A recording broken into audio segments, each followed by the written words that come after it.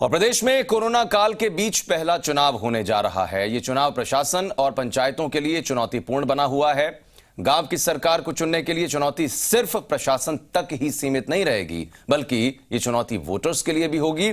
Corona की मुश्किल घड़ी में पंचायतों में चुनावी बिगुल तो बच गया, लेकिन इस बार चुनावी सीजन में कोई तामझाम दिखाई नहीं पड़ रहा। अब कोरोना संकट के बीच राज्य निर्वाचन आयोग ने चुनावी प्रचार में कई तरीके की रोक भी लगा दी है।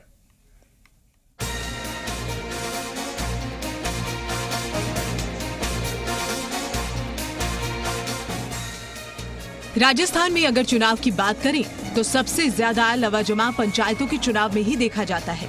लंबी लंबी रैलियां और शोर शराबा जो गांव की सरकार की पहचान बन गई थी, लेकिन कोरोना ने गांव के चुनावी चौपाल को सूना कर दिया। अब पंचायतों में ना ही चुनावी चौपाल है और ना ही चुनावी मौसम।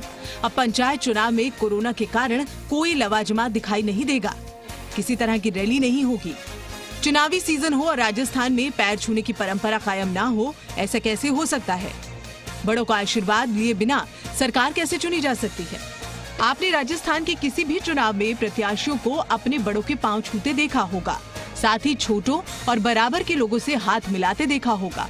लेकिन इस बार कोरोना के कारण प्रत्याशियों को पैर छूने का मौका नहीं मिल पाएगा, ना ही वो वोटर्स को लुभाने के लिए हाथ ही मिला पाएंगे। पंचायत चुनाव में मतदाताओं को अपने मताधिकार का प्रयोग करने का अधिकार होगा, जिसमें वो कोरोना काल के बीच अपने मतदान को दे सकेंगे। लेकिन 2 गज की दूरी का सबसे ज्यादा ख्याल रखना होगा, क्योंकि इस दूरी के कारण ही कोरोना संक्रमण का प्रकोप कम होगा। इसलिए मतदाताओं की लाइन में 2 गज की दूरी जरूरी है।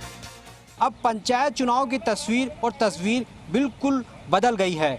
अब पंचायत चुनाव तो हो रहे हैं, लेकिन कहीं ना कहीं प्रत्याशियों में भी डर है संक्रमण का और मतदाताओं में भी डर है इसी बात का कि कहीं ना कहीं संक्रमण अधिक ना फैल जाए। ऐसे में अब देखना यह होगा कि पंचायत चुनाव में कितनी वोटिंग होती है और कितना पंचायत चुनाव सफल हो पाता है। कैमरा पर्सन राहुल चौहान के साथ आशीष चौहान, जी मीडिया, जयपुर।